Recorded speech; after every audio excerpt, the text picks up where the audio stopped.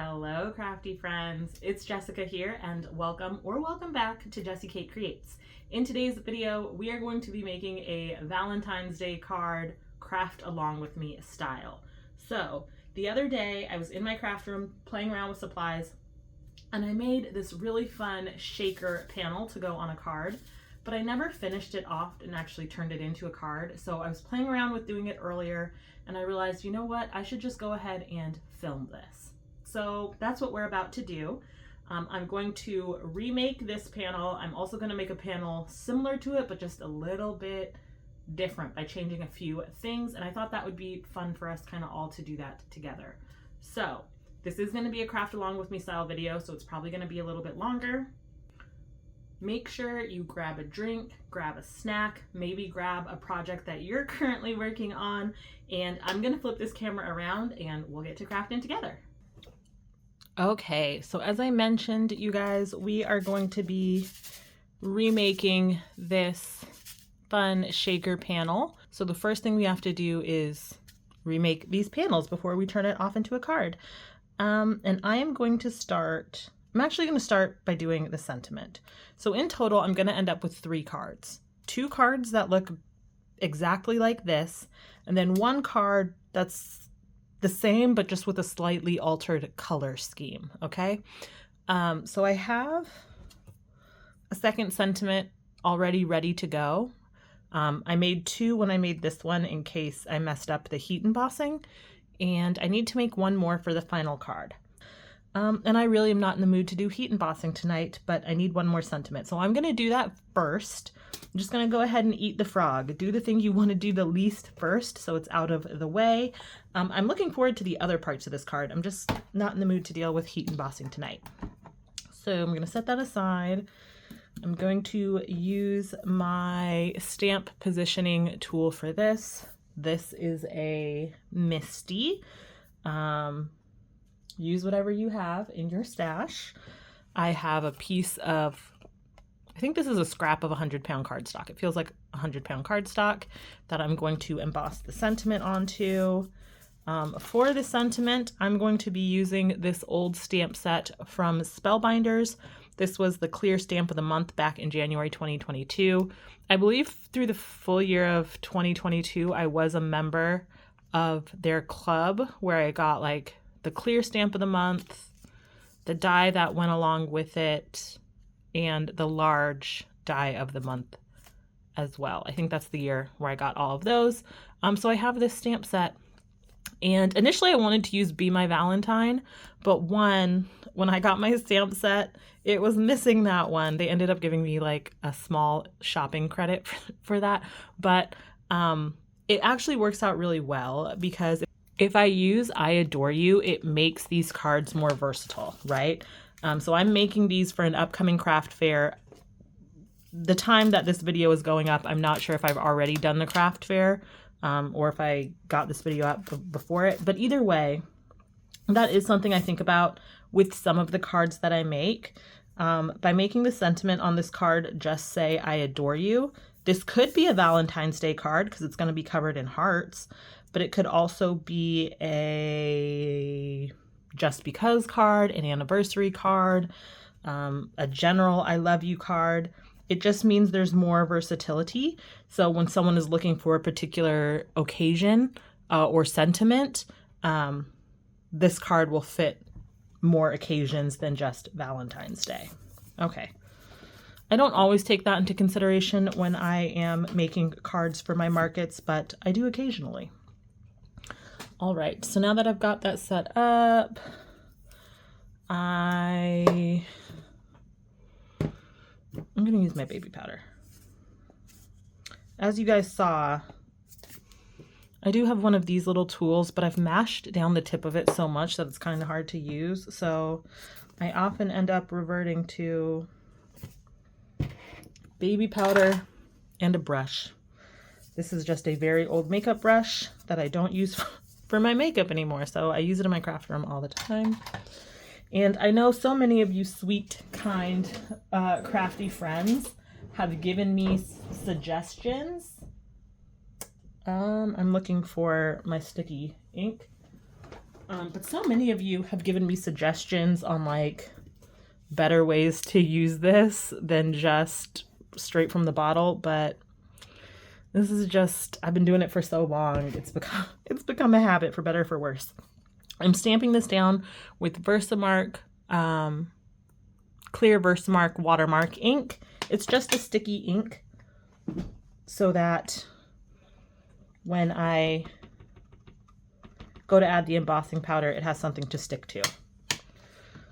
One of the reasons I use my MISTI when I am heat embossing is because I often find that I need to stamp something multiple times to get a really good impression when I melt the powder.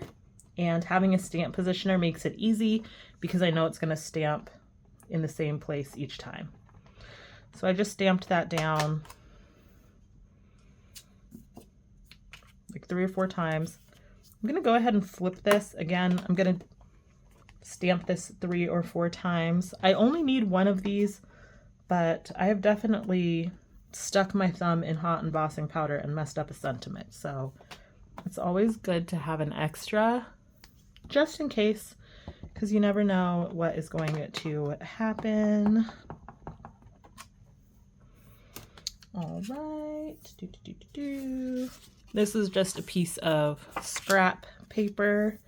And I'm going to be using some Hero Arts gold embossing powder.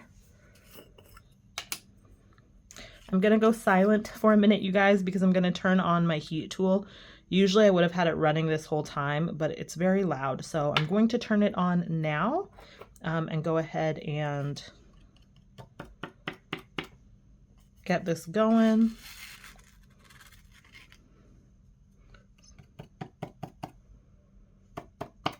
And see, it's good I stamped it twice because I don't think that one's going to come out very well. So.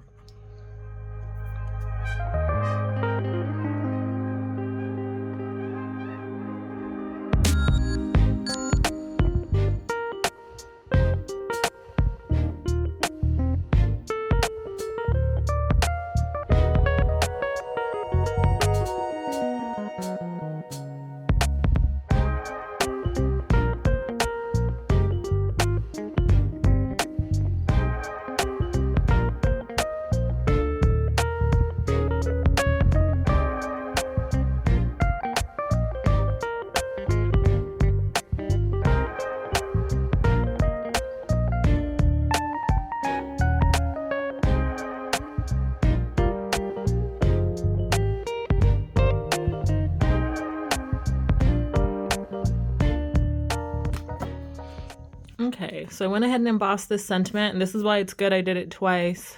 This one looks great. This one, can you see that? I missed the corner of the A, but no fear, this one's gonna be good. So there we go. I'm gonna set that aside. Oh, I am gonna go ahead and clean up.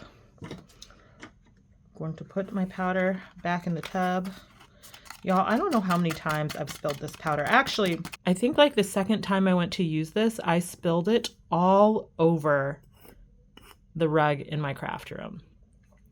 And it was like 2/3 of the container just on my floor. I almost cried. But yeah, I do like this embossing powder. Okay, the next step here, this should be dry by now. I'm going to cut it out with a die that came in this kit. I need a piece of tape. You guys can't see it, but there are 2 small pieces of tape on the edge of my desk. Whenever I use a piece of tape and it's still sticky, I just stick it on the corner of my desk so that I can reuse it. All right, my head is probably gonna get in the way because I want to get right over the top of it to make sure this is lined up. It doesn't need to be perfect, but I do want it to be relatively straight. Okay. There we go. I'm gonna cut that out.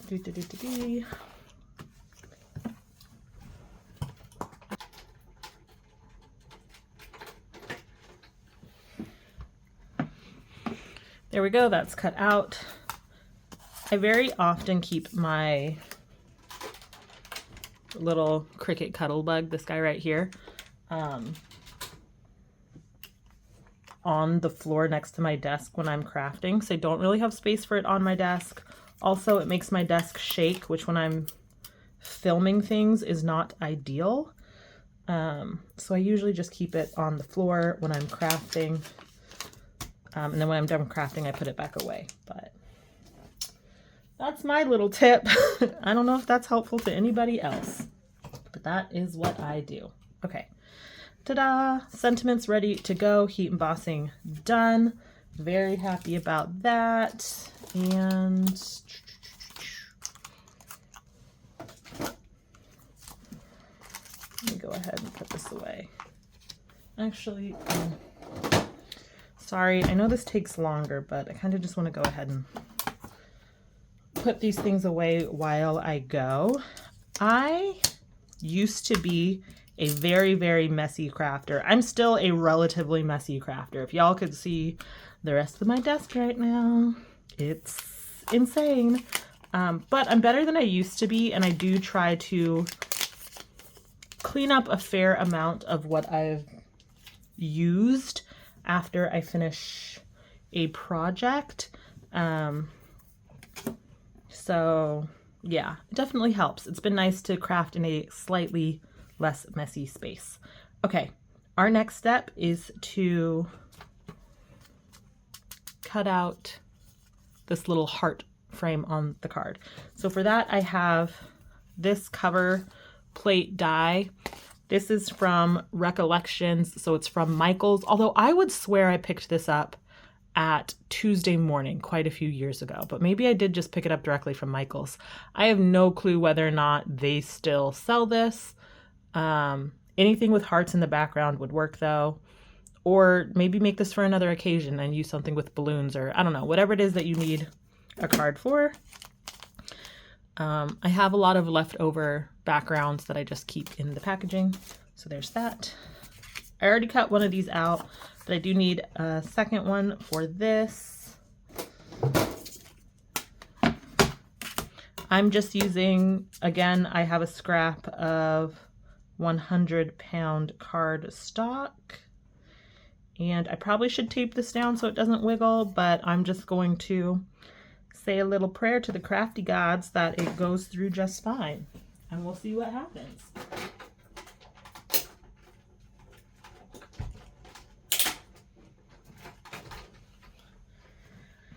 And look at that, it cut just perfect, no issues.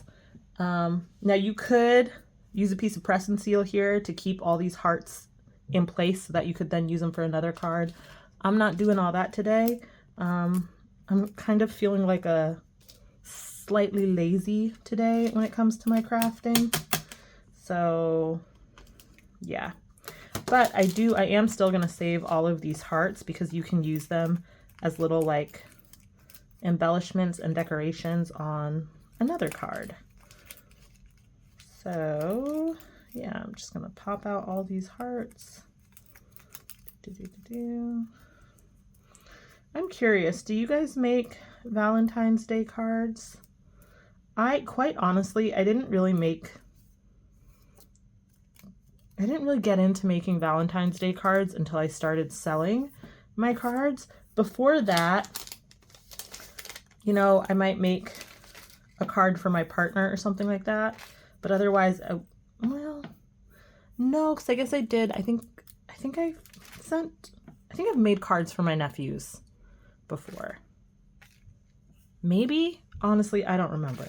Anyway, it wasn't until I started selling my cards that I started making like more Valentine's Day cards. Before that, it was really like, if I need one, I'll make one or two. That's kind of the fun thing. One of the fun things about, oops, I missed one, about selling my cards is that it makes me more creative in figuring out more ways to use my products, because I need more cards than if I was just making them for like my own personal use. So that's kind of cool. All right, so I have both of these cut out. The next step is to add the acetate backer so that we can have a shaker window. I have already pre-cut out 2 pieces of acetate. I was gonna say as you can see here, but these are clear, so you probably can't see them. I don't think that helped at all. Here. We're gonna talk about this in a minute, but you can kind of see it better here. I cut out a piece of acetate that is the same size as our die cut. That's gonna go behind it, but I do want to point something out. Since this has rounded corners, I went ahead, I don't know if you can see that, but I went ahead and just kind of like docked the corners of the acetate so it'll fit better back there. I did that to one of the panels. I need to do it to the second one now. This for me is so much faster than pulling out a corner chomper. So that's what I'm doing. Okay, boom. So now I need to adhere this, and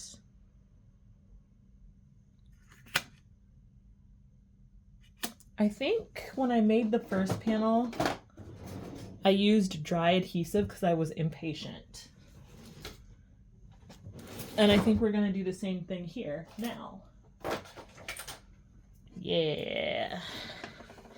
So this is, I think this is 1/8 of an inch dry adhesive tape from scrapbook.com. And so it's nice and thin. I know when I'm making shaker cards, having foam tapes and dry adhesives that are 1/8 of an inch often comes in handy. Because it means items like this that have really narrow borders, I have a tape that works with it. You could use just regular wet glue here, but I'm choosing to use dry adhesive because, like I said, I'm impatient and it kind of takes a while for wet glue to dry on acetate. Okay, the acetate I'm using I purchased from, I think I purchased it from Michael's, but you could also use leftover packaging that you have in your stash. I know I recently did a video where I showed you the haul of items I got from the greetery, and I saved all that packaging. What I actually just pulled out was some packaging I have from some foam tape I got from scrapbook.com. And I'm going to save this because it'll work great for a shaker card. But I am just using actual, just like a thick sheet of acetate for this because I already had some cut. So it was easy to grab and go. I have also in the past used projector sheets, like clear projector sheets, and that has worked pretty well. Have you guys ever used like non-traditional items for acetate on your shaker cards? If you have, let me know in the comments because I'm curious. And I find that fairly often you can find items that aren't meant to be used in crafting, but that still work really well in the craft room. And I know we're going to talk about one of those items in a minute here. Ooh, I'm struggling with this tape. All right, there we go. There we go. Now I'm going to take this acetate and do my best to get it lined up. I can already see I'm going to have to trim some of it down, but that's okay. Boom, boom, boom. There we go. That's that one done. Now we're going to do this next one.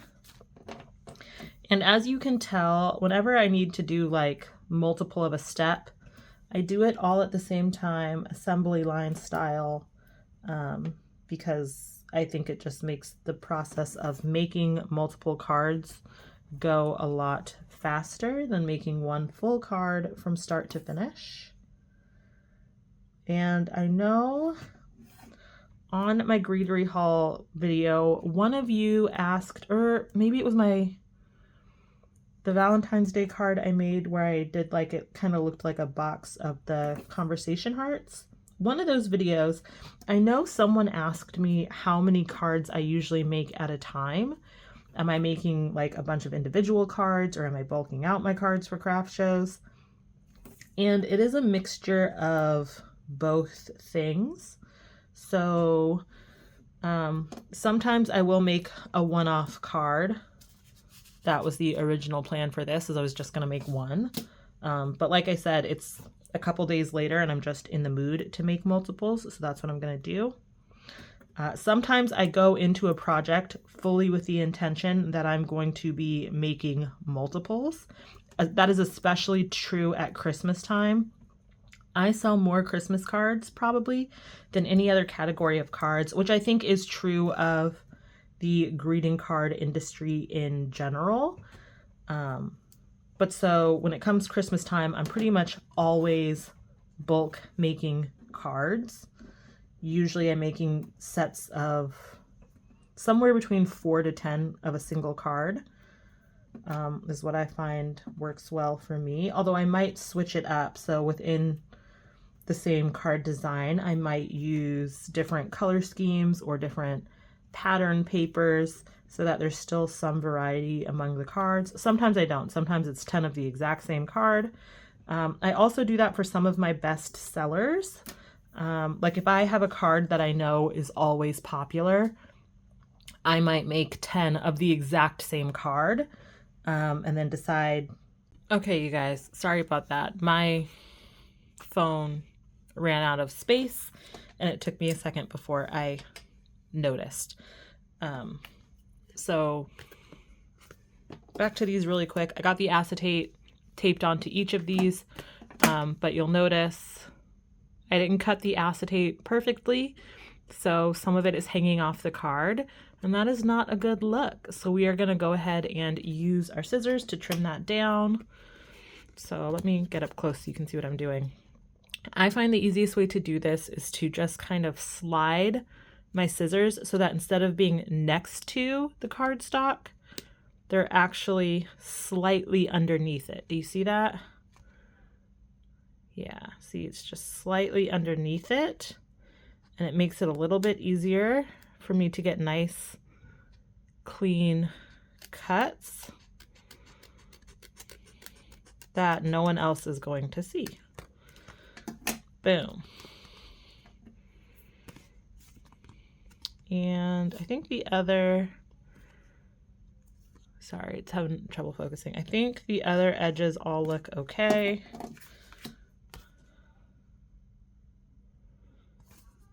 Same thing. I might need to cut a little bit off of this edge.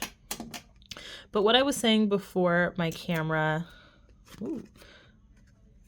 before I had to pause, is just that sometimes I will make multiples of the exact same card if I know it's a really good seller.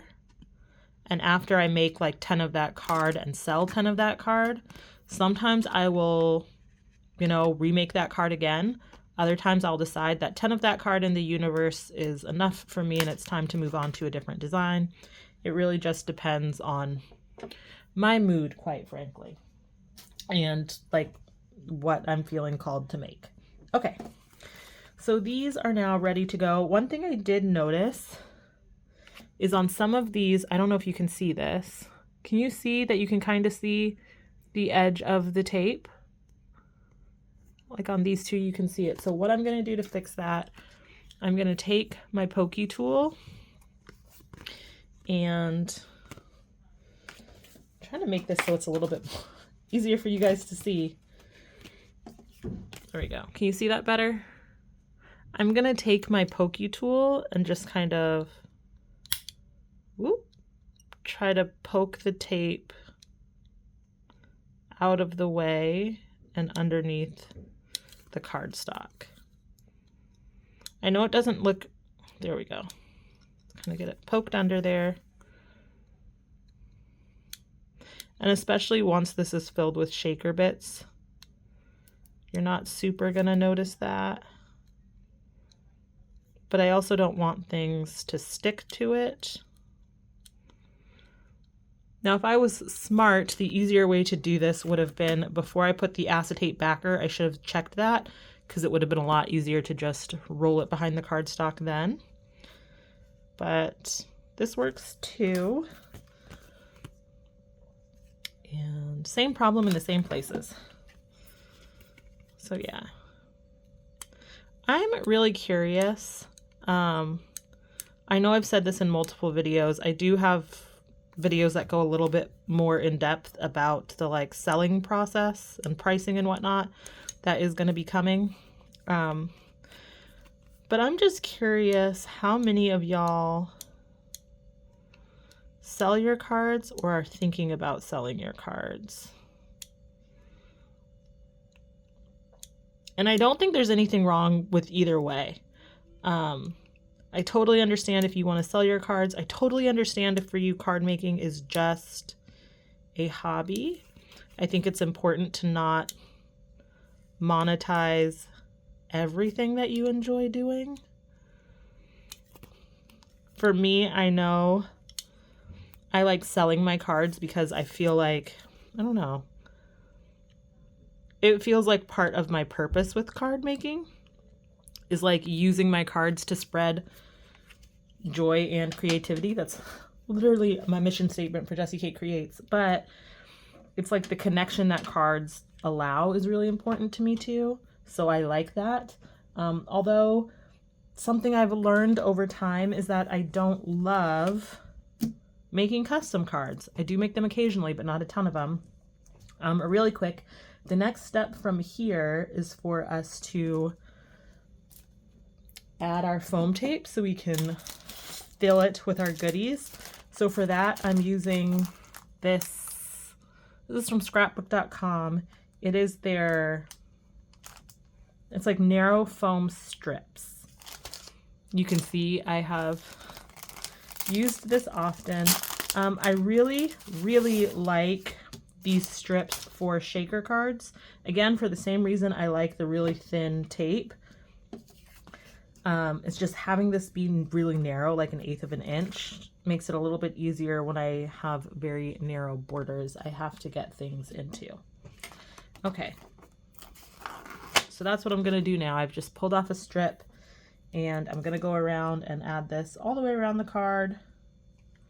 It's gonna be butted up like right up to the rim of the card, but it's gonna work just fine. But anyway, what I was saying before is that while I do genuinely enjoy selling my cards, I've realized over time that I don't always love making custom cards. I think the reason for that is when I'm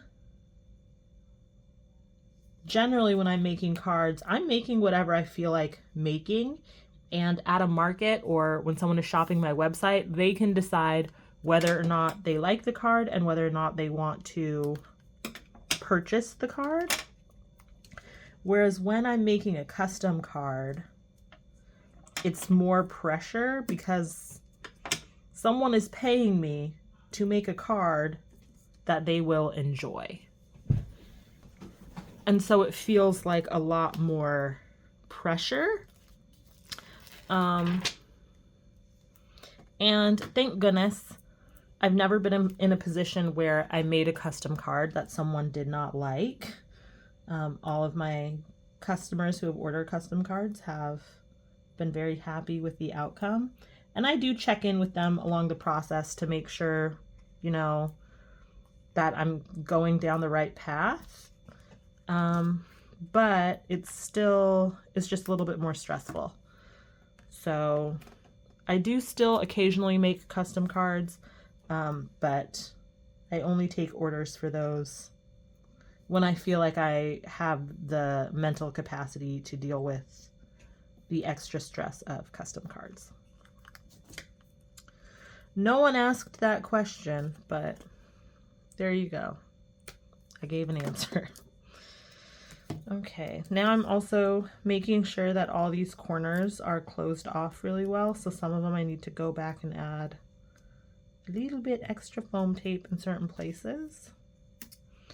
I'm also going to add a couple small pieces of foam tape just in some random places to help make sure that the panel isn't going to sag when it's on the card. Okay, so that's one panel done. One more to go with adding the foam tape. Usually when I'd be doing something like this, I would have, like I might listen to a podcast, or I might put on an album that I've been wanting to listen to or that I just really enjoy, something like that. And for me, it makes the process of bulking cards very zen, very chill. And I personally really enjoy that aspect of my card making. But I can understand how for some people, bulk making cards might feel really tedious. Yeah.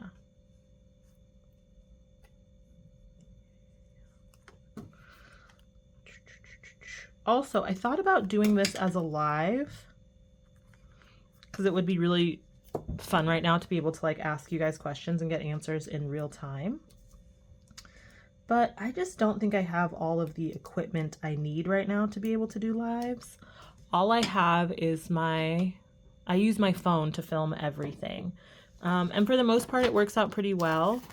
But I feel like for filming lives, it would be really helpful to have both my phone and also like an actual camera.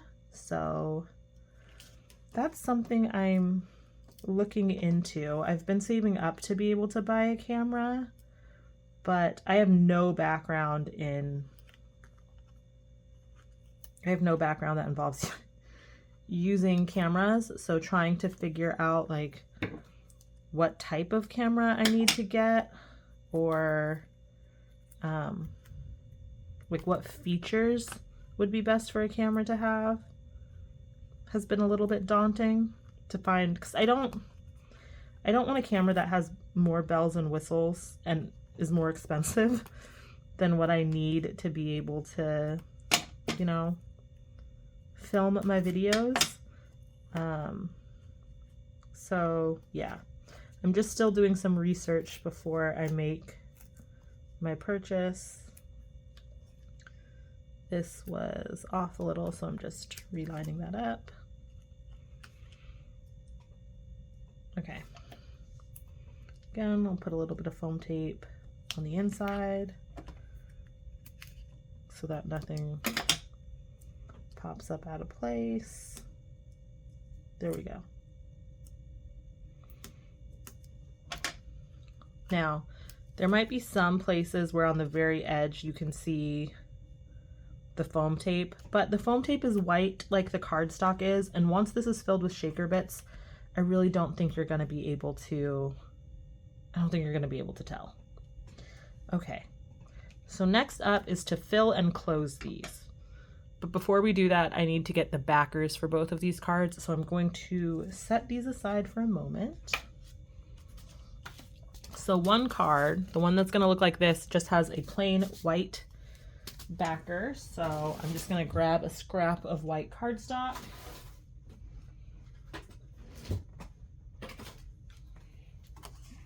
Here we go. I have a scrap of white cardstock. And I'm going to cut it down. I know my heart panel it's about 4.5. I think it's 4.5 by 4.25. Let me look really quick. 4 by 4.5. Okay. Measure twice, cut once. So 4 by 4.5. So we'll make this slightly shorter than 4.5. Slightly shorter than 4. Okay. Boom. Now, I'm going to make another card that instead of having a white background, it's going to have this brown striped background. I love making striped paper. And for this, I just used different shades of brown cardstock. I also used alcohol markers just so I could get more of a variety of brown shades. I love how this turned out. I love doing this so much that I have a little baggie, you can see here, where I keep striped paper that I've already made. I also keep strips of cardstock that I've already cut down so that when I want a striped background, it makes that process go a little faster. That's also, making striped backgrounds is something that is great for me to do when I want to be creative, but I don't want to make a full card. I can just make a background. I want it to go this way, but I want to save this bottom chunk. Okay. So cut this down to be 4.5, slightly under 4.5. Actually, let's make this right at 4.5. 4.5 by 4. There we go. Woohoo! Background made. Okay. So now we have our two backgrounds. Next step is to add the shaker bits. I'm gonna have to be very, oh, actually, nope, I spoke too soon. The next step, before I add the shaker bits, I want to make sure that there's not going to be a crazy amount of static on here for my shaker bits to cling to. So for that, I'm going to use dryer sheets. These are one of the items that are not meant for your craft room, but they can be very helpful for your craft room. I cut down dryer sheets and I just keep them in a baggie in the same place where I store all of my shaker bits. But I just need a small piece. I should have done this before I added the little foam tape bits, but that's okay. This is still gonna work. I'm just using this to go over most of the acetate to help prevent any static cling that might cause the shaker bits to stick to the acetate instead of shaking around inside the panel. So I'm gonna go ahead and do this to both panels. And I'm not pressing super hard. These dryer sheets are a little bit waxy and I don't want to get wax all over my panel, but I do want to remove that static. Okay, that should be good. All right, so now I am going to add my shaker bits. I've already removed some pieces of foam tape, some I haven't, so I got to be really careful here. For the first card, I'm using these two glitters that I have in my stash. I'm not sure where these actually might be from Michael's.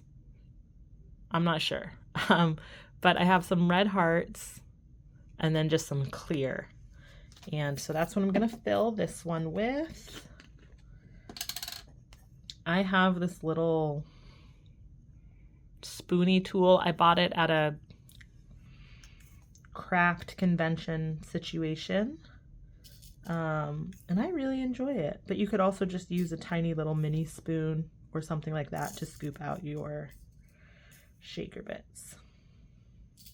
One of the hard things with making shaker cards, and y'all tell me if you have the same experience, it's like you don't want to put so many shaker bits that things don't move around, but you also don't want to put so few that the card feels empty, you know? It's like, where's the balance between too much and not enough? I struggle with that sometimes. And there have actually been times where I've put not enough shaker bits in, and then I've had to figure out how to cut open the card to add more shaker bits to it.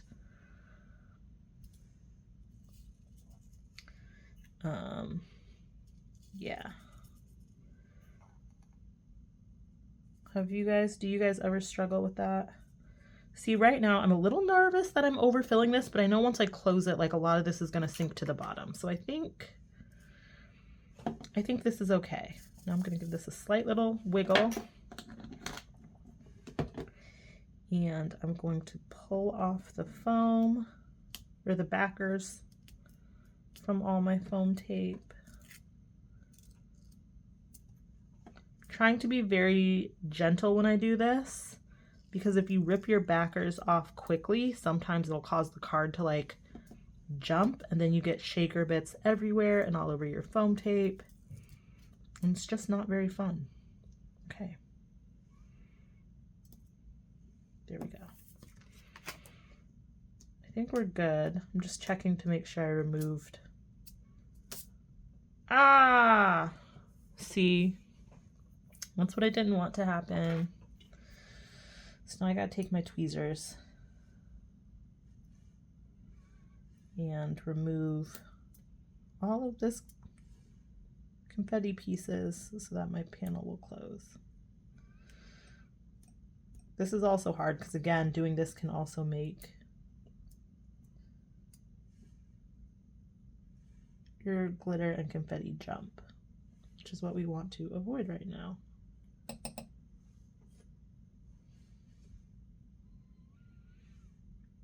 And I need to make sure that the foam tape is unobstructed so that I get a solid seal so that nothing leaks out.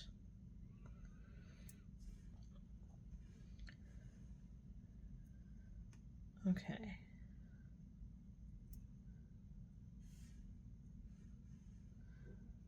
Sorry, you guys, whenever I'm doing stuff like this that requires a lot of focus, I'm bad at talking too.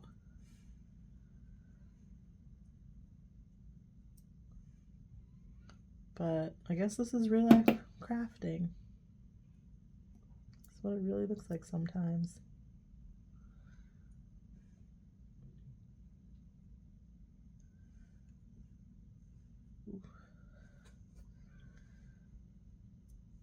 I'm wiping some of these on my pants because they're not coming away from the foam or from my tweezers. Oh my gosh. I feel like right here, every time I move one piece of glitter, a new piece joins the party, which is not what we want right now. Please, please, please. Oh, okay, there we go. I'm going to use my finger to hold this bottom corner down while I peel my fingers off so that it didn't jump again. Ooh, stressful. We did it though, okay. I'm gonna try to line up the bottom and sides. Oh, there we go. Success. We did it. We closed our panel. It felt like it would never happen for a minute there, but success. The next panel hopefully goes a lot easier. Ooh, okay. Oh, look at that. And you see how the glitter is just shaking instead of sticking? That's because we used our dryer sheet. Okay. Set this aside for a second. And now we're going to do the same thing. Although for this one, since we're using a background that has a lot of brown in it, instead of using clear and red, I'm going to use clear and gold. These hearts are a lot bigger, so I don't know if they're going to shake as well. But there's only one way to find out. I did label these. So these are from Dress My Craft. These are their gold heart sequins. I probably ordered these through like scrapbook.com, maybe Spellbinders or a Cherry on Top. Those are websites I tend to shop a lot for craft supplies. So I'm assuming or for craft supplies. So I'm assuming that's where these came from, but I don't know for sure. I'm not sure how long these have been in my stash. Probably I got these within the last 2 years, because that's about when I started like getting serious about labeling and organizing my supplies. Anyway, all right, let's add our goodies. Like I said, these are bigger, so I'm not sure. Oh, some of them are kind of sticking together.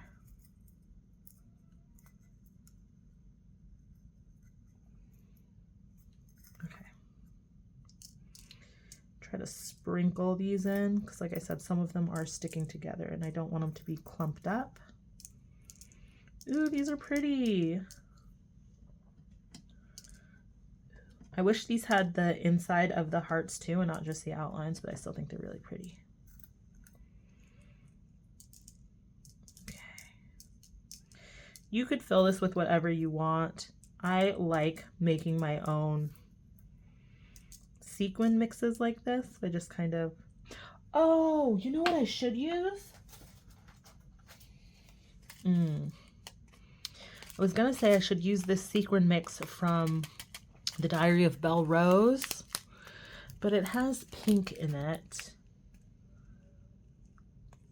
I don't really want pink on, there's no pink in the card. It's gonna be brown, red. It's gonna be brown and white and gold. And this has, if I wasn't feeling so lazy, I would go through this and pick out the brown and gold sequins and stars, but I ain't doing all that tonight. Oh man, that would be so cute. And that would be perfect for Valentine's Day. But yeah, I'm not in the mood to pick through things. Ooh, that doesn't make me kind of want to try to make a shaker card using that mix though. But anyway, what I was saying before I was so rudely interrupted by my own thoughts is that it's nice to sometimes be able to make your own mixes with the glitter and confetti or whatever it is that you have in your stash. Something else I've really, oh, maybe it does have some of the inside pieces in here actually. Something else I also really want to try is using non-conventional items inside shaker cards. Like a part of me is curious, like, could you use like dried flowers and other plants inside shaker cards? Has anyone ever done that? Ooh, okay, yes, it does have some of the heart insides in here. They're very clumped up though. So, is this enough sequins? Is this too many? We're gonna leave it,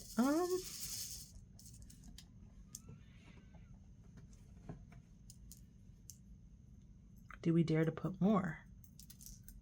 Apparently we do.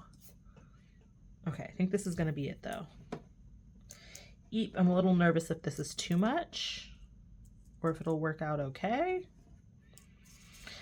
We'll find out together. Okay, now I am gonna add some of this clear stuff again. I feel like I was saying something else and I don't remember what I was saying anymore, guys. Sorry. Oh, this is gonna be pretty. I can feel it in my bones. This one's gonna be really pretty. Shake. I think that's pretty good. Okay. Oh, I'm excited for this one. Let's cross our crafty fingers that this one turns out really nice.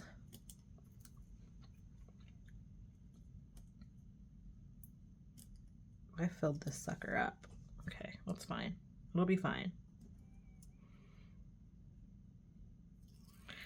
I'm going to do a better job of peeling things so that it doesn't jump. Okay. Whoa, there we go. No jumping. No jumping. And okay, here it goes.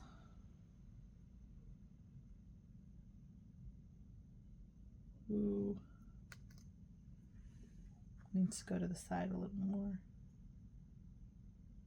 There we go. Ooh. Success. Was anyone else holding their breath just now? Is it just me? Okay. Oh my gosh. Stop it. Oh. Okay, that's adorable. I'm happy with that decision. Oh, that's so stinking cute. Okay. So now once again, I need to trim off all of the like excess paper that you can see from the side to make it look a little bit nicer, a little bit cleaner. Whoop. I should really be using these scissors. They're sharper and pointier. These scissors I use for detail cutting. These scissors are not quite as pointy, and these are non-stick, so I use these for anytime I need to cut something with adhesive. And since I'm cutting a little bit of foam tape, I'm not trying to cut the foam tape, but I know I probably am cutting some of it, so it's better to use these because I do not like gumming up my detail scissors with adhesive. I can clean it, but I just prefer not to have to. Ooh, I actually probably could have added a little bit more of the gold, but oh, love that. Okay, let's clean up this one. Isn't that such a good feeling when you're making something and you're not sure how it's going to go and it goes well? Feels amazing. The reverse kind of sucks when it doesn't go to plan. I mean, sometimes it doesn't, but sometimes it can be very frustrating. As y'all saw when I made that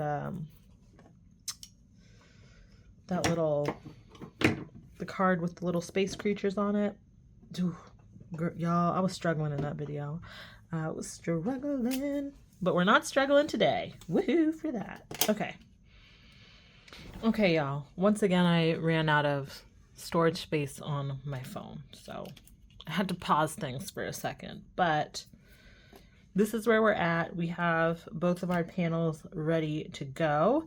The next step is for me to add the string around the card base, or the panel that we've created. My phone is also currently running low on battery, so I'm gonna try to work fast here. And this section of the video might get slightly edited just so I can get this done with the battery I have on my phone right now.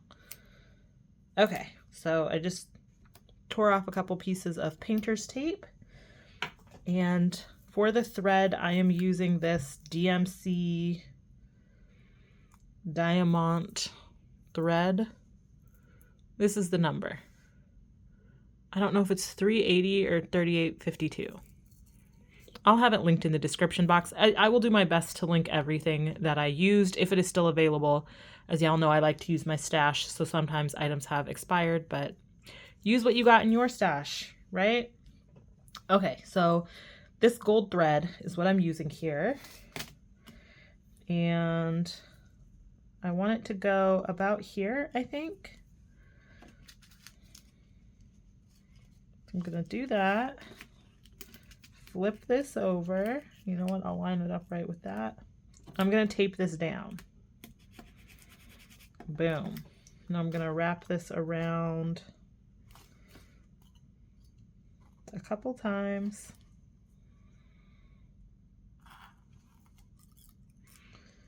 I think I wrapped it 4 times. Just looking at the other card I did, and I do think I wrapped it 4 times. Woo! I think that makes 4. And I'm gonna tape this down too. Boom. I'm gonna go ahead and cut that. I'm not going to show myself doing that to this one just for the sake of speed and time. Because like I said, my battery is dying. But now we have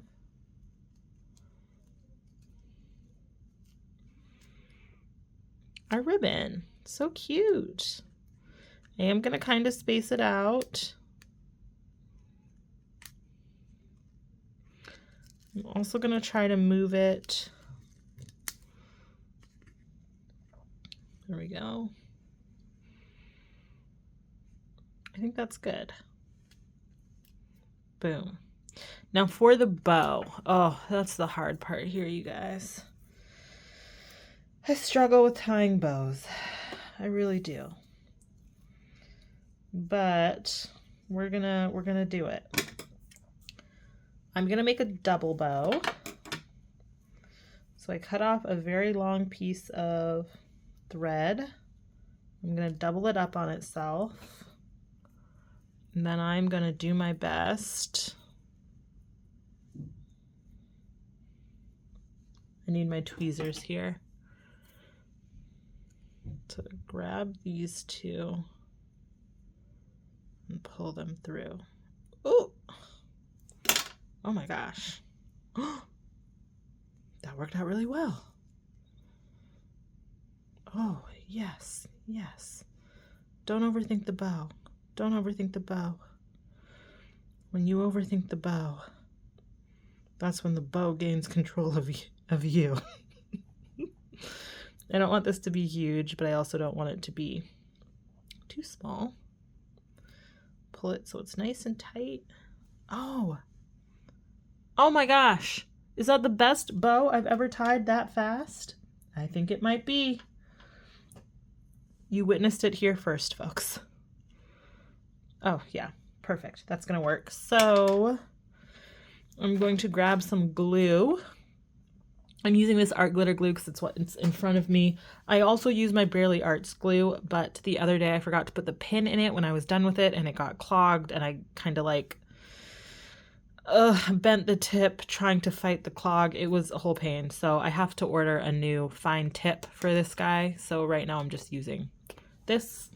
Use any glue you have on hand. It's just glue. Some glues are nicer than others, but ultimately it's glue. So I'm going to put a nice big dab of glue, and then I'm going to put my bow into that. I personally find this method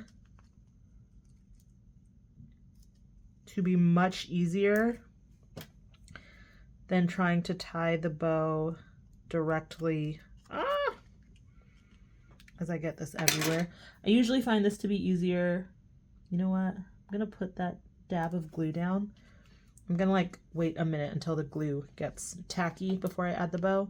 But generally speaking, I find this method to be a lot easier than tying the bow directly onto the string that's wrapped around it. That's just me personally. You got to experiment and figure out what works best for you. But that's just what works for me. And so much of card making is personal. Just because one thing works for someone doesn't mean it's going to work for someone else. We create different things. We have different flows in our process. And our crafty creative brains just like different things. And there's nothing wrong with that at all. But just keep that in mind when you see, you know, an Instagram photo or a YouTube video or a blog post and someone has maybe done something differently than you, or you try something and it doesn't work for you. It's totally okay. We all like different things. And that, I think, personally, I think that's one of the things that makes art so wonderful. And I say this so often in my videos, but it's because I think it is so true. You could give multiple crafters the exact same supplies and you're going to get different projects because we all craft a little bit differently. And how beautiful is that? Okay, there we go. Here I'm just trying to move these. It's not working very well. I'm gonna make this side a little wider and this side a little thinner, just so that the twist is kind of more to this side. Does that make sense? You see that? Okay. Oh, that is probably nice and tacky. So we'll go ahead and add that bow. Hold it down for a second. Oh yeah, that's sticking much better. Then I'm gonna put a little bit of glue. Ooh, not a ton. A little bit of glue right over the top. That way that's not gonna move and go anywhere. Beautiful. And make another bow.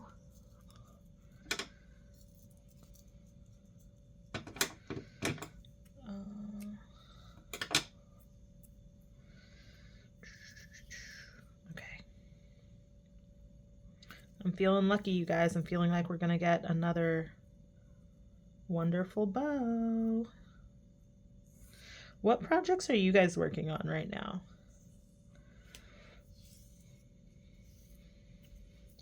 You guys always get to see what I'm working on, but I don't get to see the projects you guys are working on.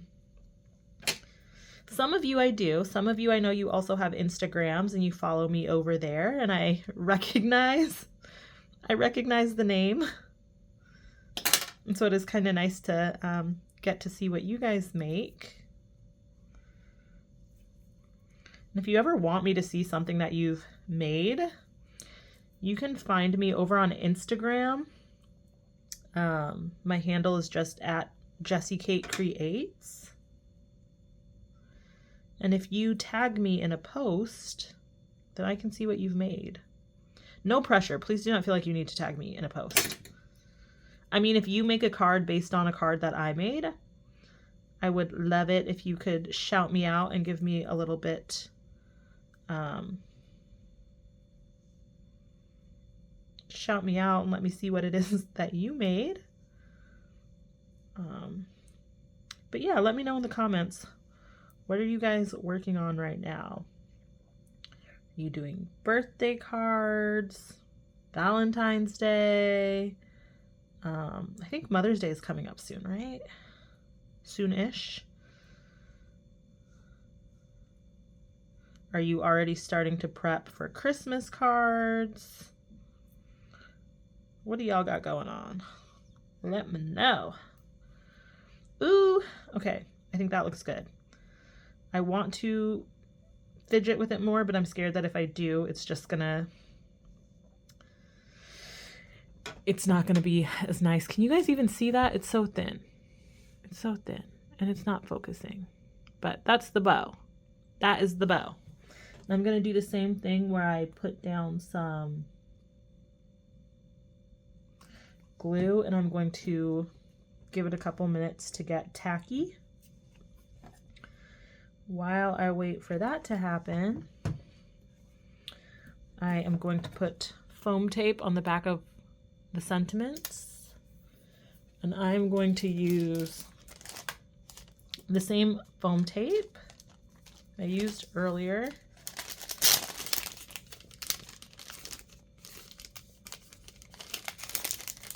If I can get it out of the package.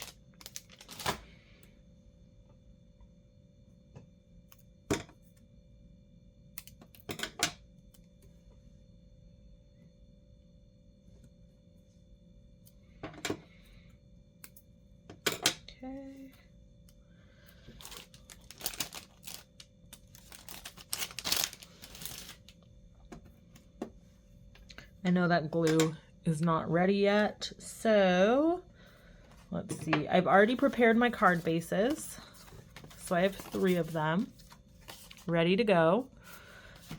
This is a piece of 100-pound accent opaque cardstock.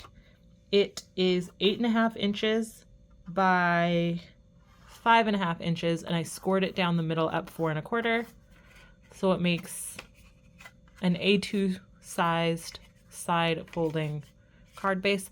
I like side folding cards whenever I'm making a card that is portrait, just because I think they stand up better. So if someone wants to display this card on their desk or their mantle or something like that, I think they stand up better when they're side folding cards. That is just me personally though. Okay, so I have my card bases ready to go. I also have already stamped my logo onto the back. I know I have gotten a couple questions about where I get my logo from. I designed the logo myself, and I had my little woodblock stamp made through rubberstamps.com. However, I had this made years ago, and if I were to redo it, instead of going through a big company, I would go through a local maker. So search to see if there's like a small business in your community that does, you know, that makes stamps. If not, then you could also check out a handmade marketplace online. There are tons of them these days. But I wish I'd gone through a local maker. I might have this turned into a clear stamp. And we'll see if I can find a local maker for that. We'll see. So yeah. Oh, and also I will just say I stamp my logo usually in this Ranger Archival black ink. Okay, I still don't think that glue is tacky enough. So while we wait, I'm going to move on to talking about how I want to finish off these cards. Okay, you could just put this right on here. I think that would look fine. I wanted a little bit more texture on the card. So my first initial thought, I had a lot of thoughts actually. I tried a lot of different things, but what I landed on, I have some red glitter cardstock, so pretty. This is from Recollections that you can pick up at Michael's. Use whatever it is you have on hand though. I think I liked this, right? It kind of frames. Oh my gosh. I had a piece of paper on my hand I thought was a bug. I almost jumped out my skin, y'all. Woo, lordy, lordy. Okay, anyway. I like this to kind of frame the card, because the thing that was making this hard for me is that this cover plate is not sized for an A2 sized card. It would need to be a little taller. So this way, I feel like it still feels centered on the card. And then the two strips of white makes sense because it's, you know, the card is white and red. But I wanted to add some texture. If you've watched my videos before, then y'all know I love an embossing folder. When I'm finishing off a card, if I'm like, it's good, but it needs a little something. The something usually ends up being an embossing folder. This is the embossing folder I used. I have no clue what the name of it is. Oh, I put this in here earlier to make it easier for y'all to see something. I have no clue what the name of this folder is. I purchased this many moons ago from Tuesday Morning. I went with this because I like the hearts on it, but also I keep a bin of backgrounds that I've made. I think a lot of us have background bins. This is mine. And some of the backgrounds in my background bin are just pieces of cardstock that I embossed but haven't used, and this was one that was already embossed, so I pulled it out and used it. And instead of using the full panel, I just need a little bit at the top and bottom. So I just took one and cut it down. I need to cut this last piece. And that way I have one sheet that I embossed, but it gives me enough pieces to make 3 different cards. Okay. So what I'm going to do with these strips is put them just, you see, I feel like that adds so much more texture and interest. For me personally, I like it more with the embossed background. If you don't, then don't use the embossed background. Like I said, we all like to do things a little bit differently in our craft room, and that is okay. All right, I think this glue is tacky enough now, so I'm going to add my bow. Ooh, yeah, there we go, much better. And again, I'm gonna put a small dot right over the top. This glue dries clear, so you won't even really notice that little dot of glue. If you're If your glue doesn't dry clear and you do notice it, this would be a great opportunity to put a little gem or crystal right over the top of that so that no one sees your glue. Okay, I need those bows and ribbons to dry before I mess with them. So we're gonna finish off this panel. Actually, what am I saying? We're gonna assembly line all of this. I have these ready to go. I have these ready to go. I need to cut this one down.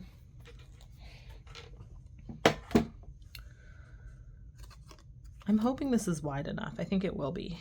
I think it will be for me to get a top and a bottom strip. I already started the cut. Let's say a prayer that that works. Okay. Oh, I also need to cut down. I shouldn't have got rid of my... I had a scrap of gold paper that I'm going to use for... What size did I cut my paper down to? 4 1/4 by 4 7/8. I think this is already 4 1/4. Not quite. 4 1/4, 4 7/8. Right there. And 4 1/4. Beautiful. Okay.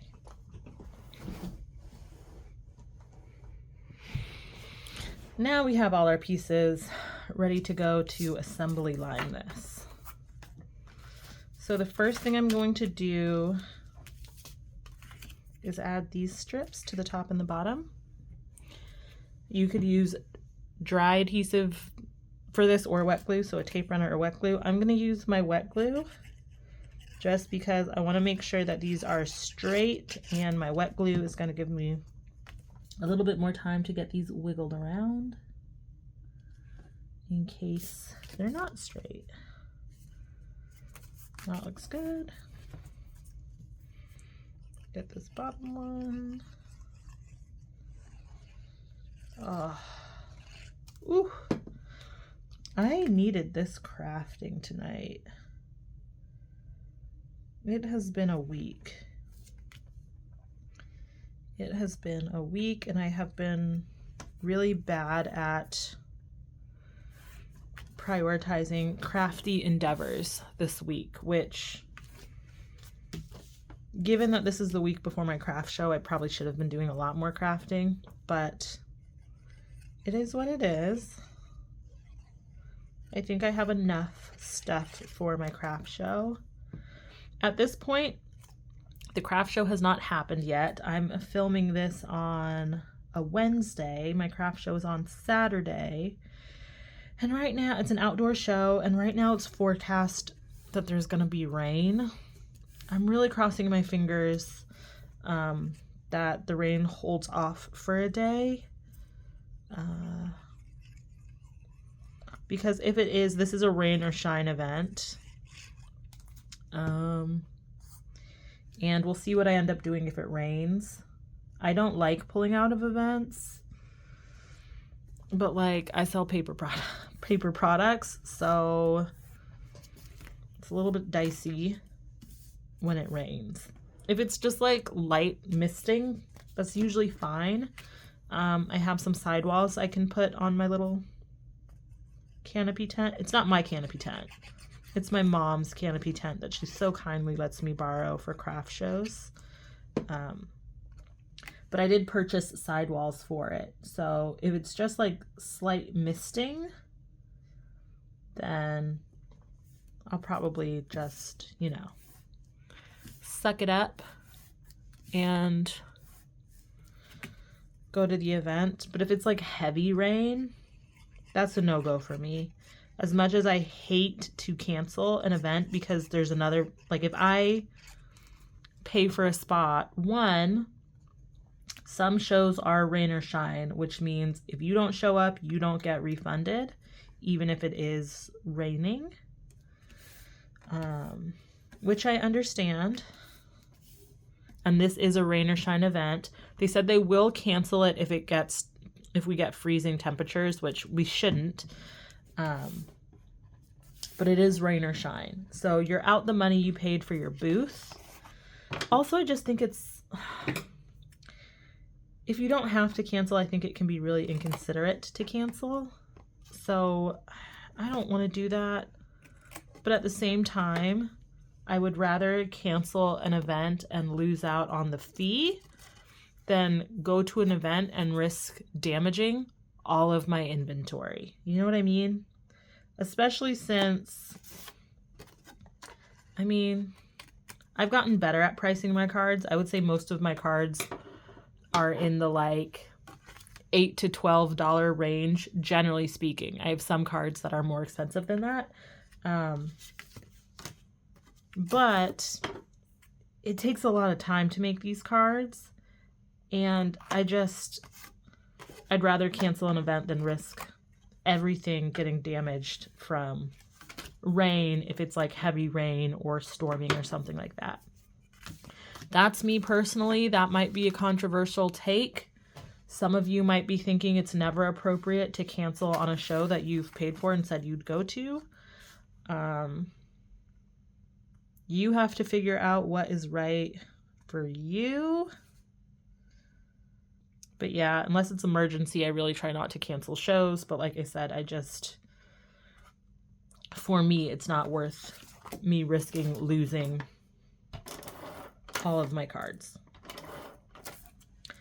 So all that to say, I really hope it doesn't rain for this event, because I've done this event one time before. I did it the first time they held it. I usually don't do first year events because they can be very hit or miss. But this one is an affordable event, and the first one went really, really well, and people were really excited for them to do another market. So I'm looking forward to it, and I don't want it to be canceled. And I also don't want to not go to an event I said I'd go to, and then that. Okay. So now here, I think you could see what I was doing. I'm just adding on the little glitter background. Now, because so much of this is going to be covered up, I could have like cut out the center to save the cardstock. But like I said, I'm feeling slightly on the lazier side tonight. So I personally am not doing that. But you do you. You do you. There have been many times where I have kind of gutted out the inside of my paper, especially if I know I'm running low on something. I know I have a ton of this red glitter cardstock.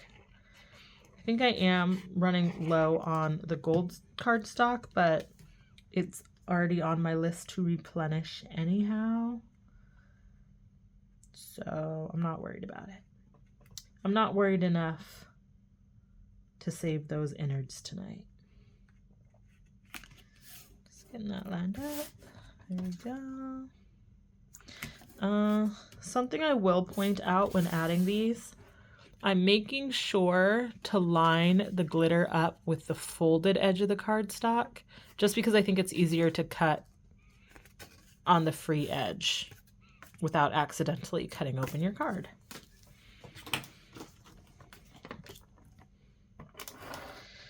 Ooh, all right. I'm to the point in these cards where I feel like the end is in sight. We're almost done. Oh, I just realized I haven't figured out what I'm going to do for the inside of these cards.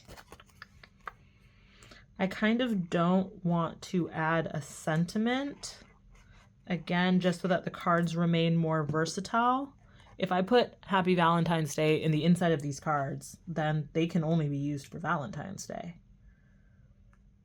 And I kind of am not in the mood to make a sentiment and break out my Mink machine to hot foil sentiments.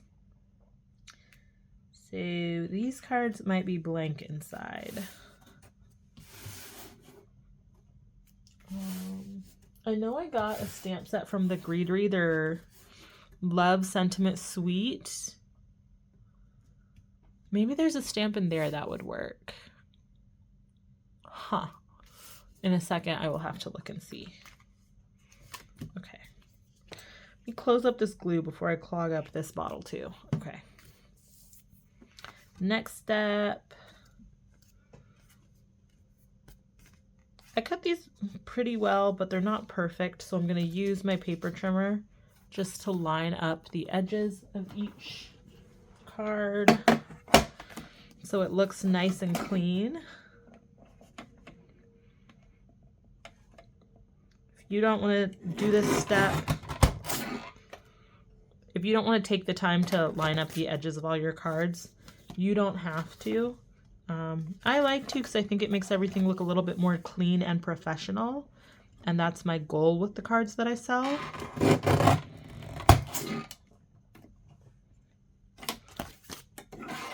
You know, I always want them to look thoughtful and intentional, and like you can tell I took the time to really put thought and care into my cards.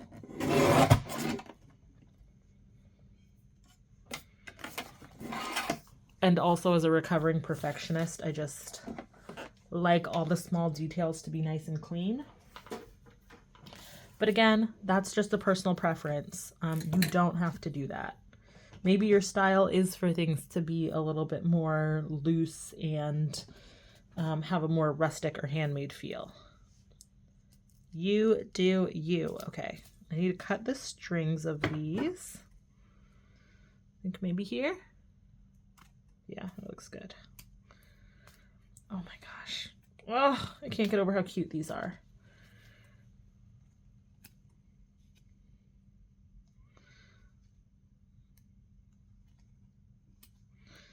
I'm not going to do it for these cards. I don't think they need it, but in the past I have like glued down the little ends of the ribbon if I thought they were a little too unruly. Ooh, I need to cut that down. A little bit of the ribbon from the back was poking out. I don't think that's going to be, oh, so cute. I don't think that's going to be an issue on these cards. Okay. Now we can go ahead and add our I adore you sentiment. I think I tried to line the sentiment up in the center of the card. I couldn't decide when I was making them if I wanted them like over towards the bow or in the center, but I think I like the way this one turned out. I think for this one I tried to center it, so that's what we're going to do.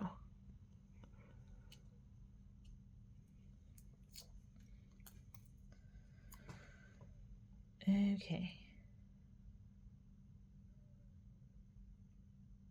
Like centered-ish.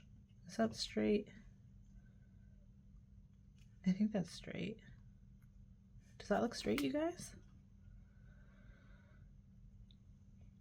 Yeah, I think that's straight. Okay. Ah, she's so cute. Okay. Okay. Next one. Ooh. I'm gonna run out of space in 3 minutes, you guys. I don't think I can finish these in 3 minutes, so we'll have to pause again in a second. Using my finger to move these loops out of the way because I don't want to tape down the bows. I want them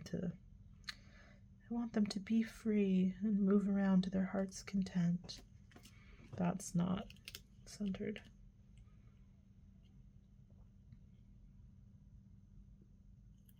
I think that might be.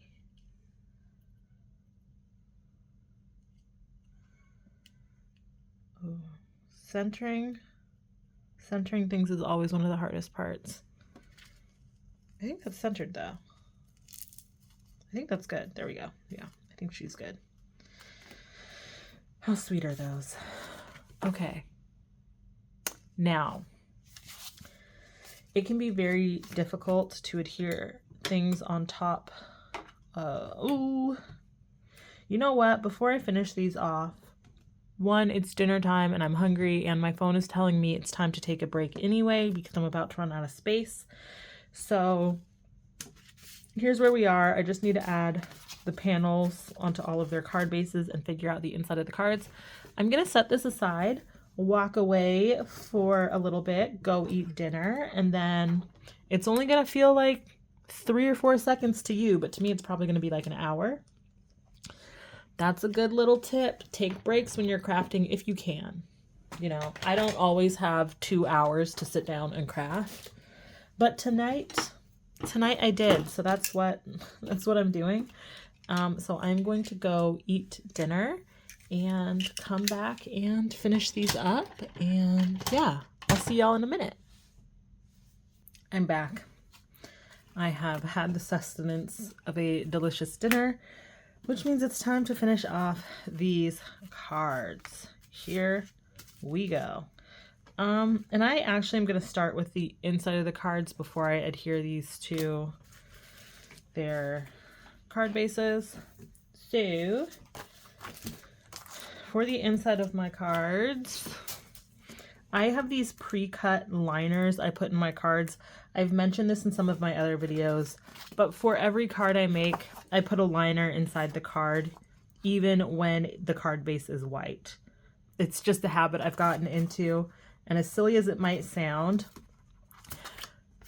the front of a card base is always heavier than the back, just because you're putting on multiple layers of cardstock or whatever it is that you're putting on the front of your card, and that bothers me. I don't know why, but it's something that bothers me for the front to be thicker and heavier than the back. So that's also one of the reasons I put the liner. I mean, the back is still lighter, but it makes it a little bit sturdier. You don't have to do that. I know some of you are probably like, that's a waste of paper, but it's just personally what I like to do in my cards. So they always get a liner. But I also usually decorate the inside of my cards as well, and a lot of times I'll do that on the liner, which is nice because if I mess up, I haven't messed up a card that I've fully created. I've just messed up the liner.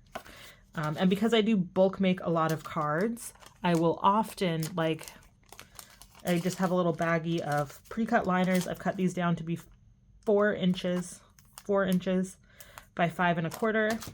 That way they map perfectly on the inside of an A2 card, and that way these are ready to go when I need them, and I don't have to take the time to stop and cut cardstock to finish off a card. If you don't bulk make a lot of cards, you don't need to do that, but since I do, it's very handy. So I've decided for the inside of these cards, I am just going to put a little stamp on them. This is just a little heart stamp. This is from... I got this at Michael's many years ago. It was part of a little Valentine's Day set. It had like this, a Happy Valentine's Day stamp that I have lost. I lost that stamp years ago. And it also came with like an embossing folder as well. And this stamp has just lived on my desk for a very long time. And I actually need it today. So perfect. Look at that. So I'm going to stamp that in the bottom of the bottom little corner of each of the cards. And I know for the red cards, I'm going to stamp it in red. I'm trying to decide. Oh, the stamp is dusty. Hold on. These are just some,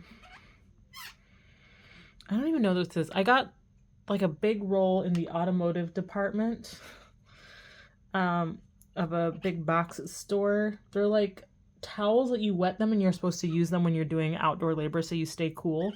But they work great as stamp chamois, so that's what I use them for. And I'm rubbing my stamp against it because since this lives on my desk, it was dusty, and I think that's why it wasn't sticking to my acrylic block. Okay. There we go. That's better. Anyway, what was I saying? I'm trying to decide. The red cards, I'm going to stamp red on the inside. I'm trying to decide if for my brown and gold card, I want to stamp a brown or gold ink, or if it would be fun to have that like unexpected pop of red. I think I like the idea. Well, these cards are going to get, actually, no, they're going to get poppy. It's a brighter, well, do I do poppy or cranberry? I like the vibe of cranberry more. Okay. I do have Stardust, which kind of stamps a greenish gold.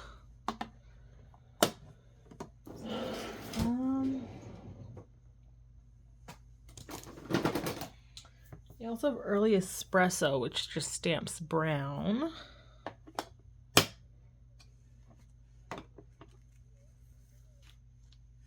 Let's try, it's just paper. If I don't like it, I can grab another piece and use this as scrap paper for something else.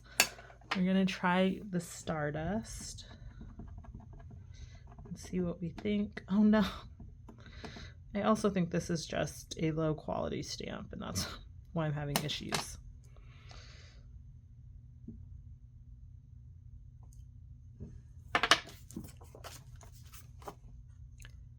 It's okay. I don't love it. Don't love it. What if we try brown?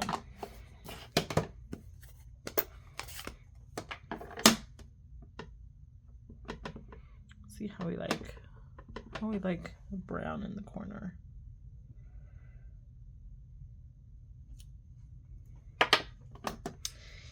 I'm not really feeling that either. Sorry, I was looking through my inks. I don't really have a lot of browns, so that could work. I'm not crazy about it. Let's stamp out our red ones and see how we feel. The indecisiveness of crafting is probably the bit that takes me the longest. Is just like, make a decision, Jessica, make a decision. And at the end of the day, none of these would be wrong decisions. If I did it, it's not like someone would buy the card and then come back and be like, I actually think you should have stamped the inside of this card with red instead of brown. I want to return it and get a refund. No one's gonna do that. We're always harder on ourselves. I feel like we'd never be as hard on other people as we are to ourselves sometimes. Ooh. The thing about using red ink is I'm always like so nervous I'm gonna get red onto a pristine white card, which I don't know if you guys can see, but there's definitely red ink on my finger.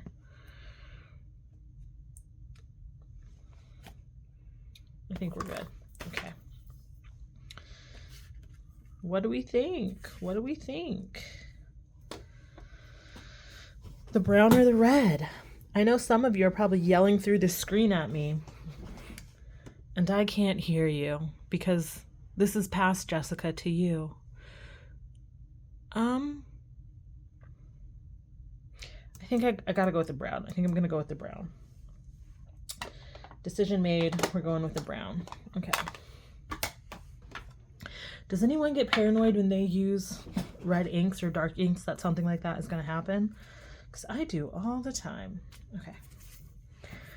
Now we're going to add these. It's easier to add the liner before you've added dimension to the front of the card. So that's why I wanted to do these first. I could use my tape runner for this, but this was literally right in front of my hand, so that's why I grabbed it. You don't need a ton of glue for this part. Just a little bit. Just a little bit. Oh, I wanted to look and see if I wanted to use one of those sentiments from the Greetery.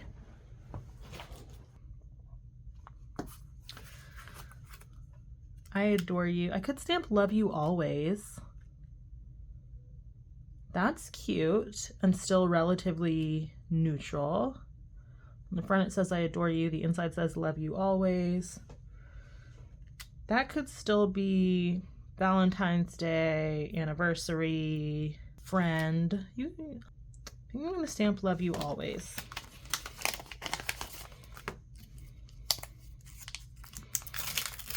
I think that's sweet. I think it works with the card. It still keeps everything versatile. We're doing it. I'm bringing in my MISTI for this.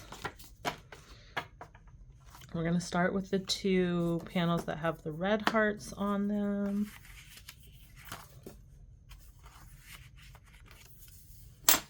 Get that in there.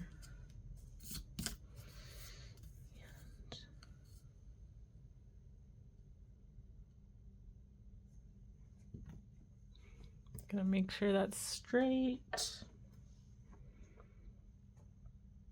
I'm counting how many squares from side to side to see if it's centered. It's a trick I do often. 1, 2, 3, 4, 5. 1, 2, 3, 4, 5. So I think it's relatively centered. Okay, we're good. I think we're good at least. We're gonna use that same red ink. This is a piece of scrap paper. I've not used this stamp before, so, oh, I'm not in frame. I've never used this stamp before, so I'm just running my hands over it. Greenery stamps are very good quality, so, but it's just with any stamp, the first time you stamp it, sometimes it doesn't stamp so hot, so. That was perfect. Look at that. Beautiful. Beautiful. Okay. Just in case I need to stamp it multiple times. Don't want my paper to shift. I might need to re-ink this ink pad, but we're not going to do that right now. If I had thought about this, I could have mounted the stamp and done all of this at once. That's the other thing about bulking cards. Sometimes, like, once you've made a design once and you're making it again, like, you remember all the ways you could have saved yourself time. But I didn't remember I wanted to use, I didn't need to stamp that a third time. I didn't remember I wanted to use that stamp set, so I didn't know. Now if I ever remake this card, I probably won't, but if I do, I'll know I can stamp all those parts at the same time. Now I am going to need to clean off the stamp very well and reposition it to stamp inside of our gold card.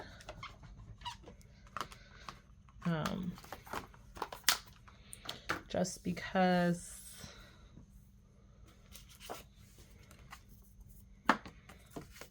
it's not, we didn't center the stamp for the inside of a card. I have to turn it. There we go.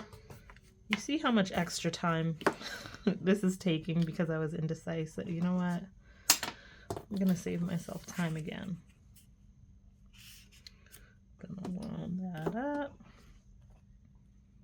Line that up right over the top. Is this, oh, there we go. Ooh, perfect.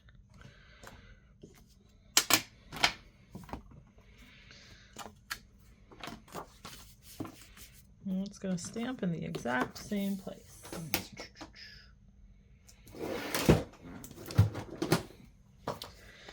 Oh my gosh, this feels so chaotic. Does this feel chaotic to you guys?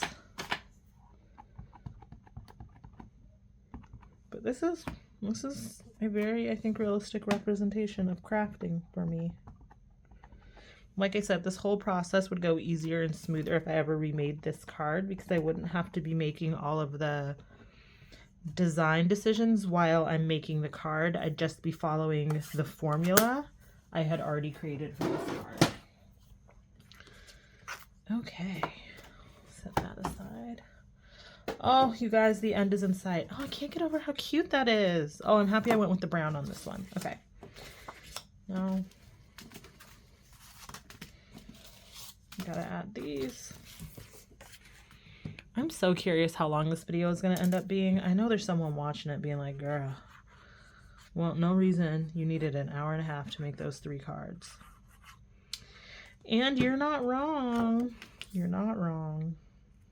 But alas, this is what happened.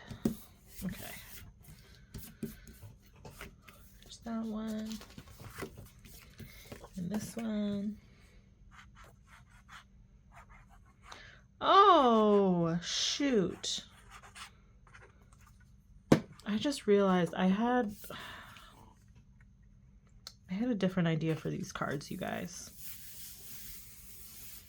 My initial idea was to stamp the stamp on the envelopes and to use leftover hearts from that die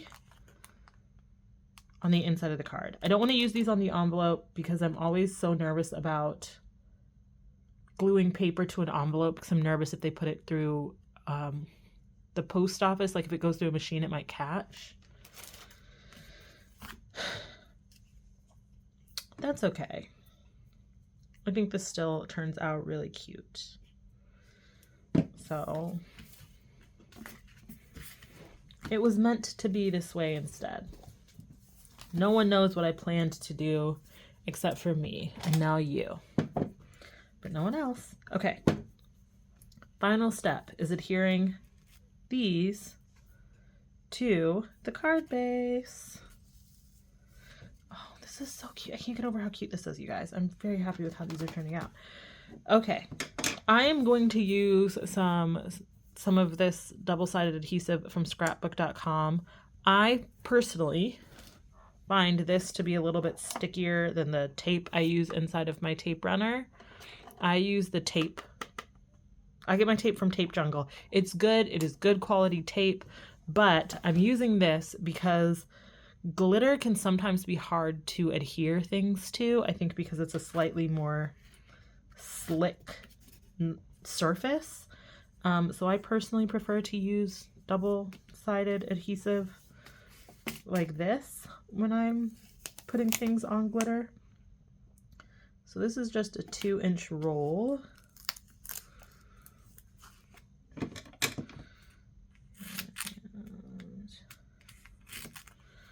I maybe should have used a smaller piece, but I think this is going to be fine.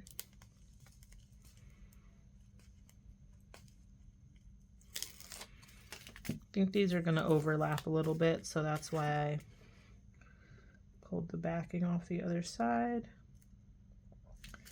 And bonus, our string is not going to go anywhere now because it's all covered in tape. Okay, there we go. Now you guys can't see me, but I am literally standing up right now to adhere this down. Since I already pulled the backer off, that's why I'm doing just a little bit of tape hanging off the edge. I'm just going to use my finger to roll it over. There we go. This is really sticky. I could use glue here for insurance, but I kind of don't want to. I kind of want to just eyeball it and stick it down. I know I'm partially off camera, you guys, but it's because I have this so that I'm directly over top of it. So I don't want this to be crooked. Beautiful. There we go. Okay. Love. Let's do these other two.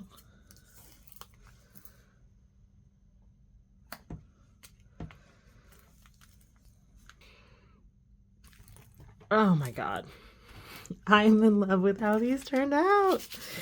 Eep. Okay, last thing, the envelopes. Okay. Envelope time.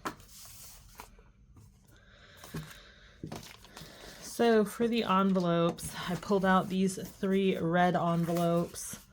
I thought about using a gold envelope for this one, but I actually think it looks really nice with the pop of red. So that's what we're doing. Make sure these are all going the right way. They are.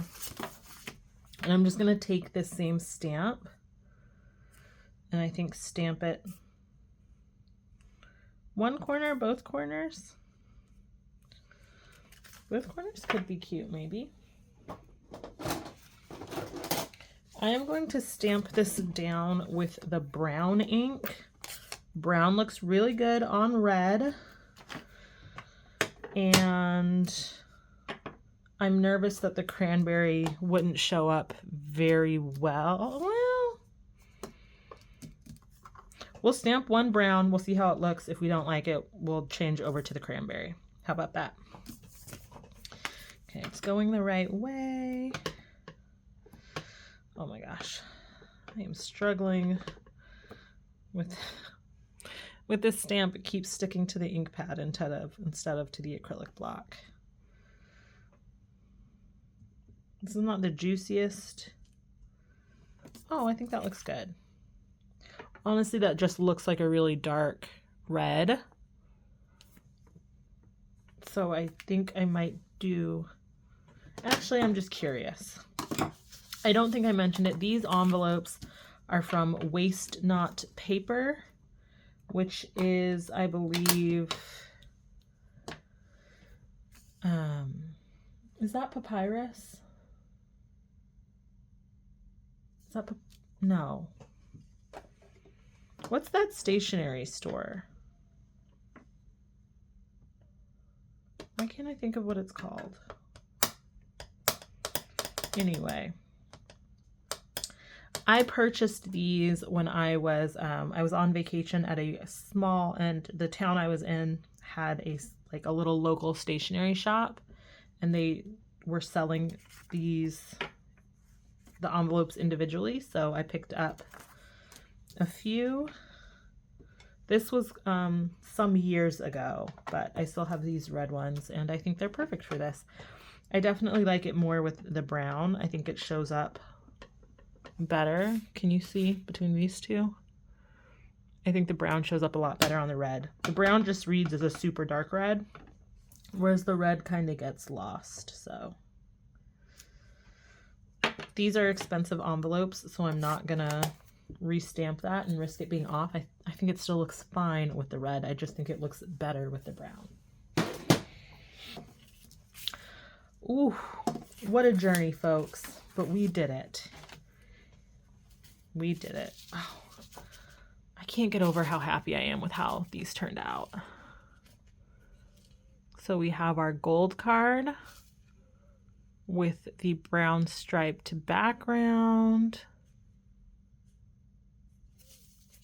and the gold and clear shaker bits. On the inside, we have our sentiments stamped in dark brown. It says, "Love you always." Oh, I can't get over how much I love this. And then we have our two red cards with our red "Love you always" and hearts on the inside. I think these turned out so, so well, you guys. Oh, man. Very happy with these. Wow. What a journey. What a video. If you made it this far, you made it to the end of the video, you're a real one. Thank you. Thank you so much. I feel so honored that you took the time to hang out with me and make some projects with me. Let me know what you were doing through this. Were you just chilling and unwinding? Were you making a project too? Could have even been another crafty project. Who knows? Were you maybe getting some work done? Let me know what you guys were doing. If you were making something, again, please feel free to go tag me on Instagram so I can see what you were making on this night. Thank you guys so much for hanging out with me. I hope you enjoyed this video. If you did, please, please, please give it a thumbs up. That helps other people to find my channel and join our crafty community. It really helps me with the YouTube algorithm. And if you want to see all the videos that I come out with, then be sure to subscribe to the channel and ring that notification bell. That way you'll get notified each time that I post a new video. Again, thank you so much for taking the time to hang out with me, and I will see you in another video soon. Bye.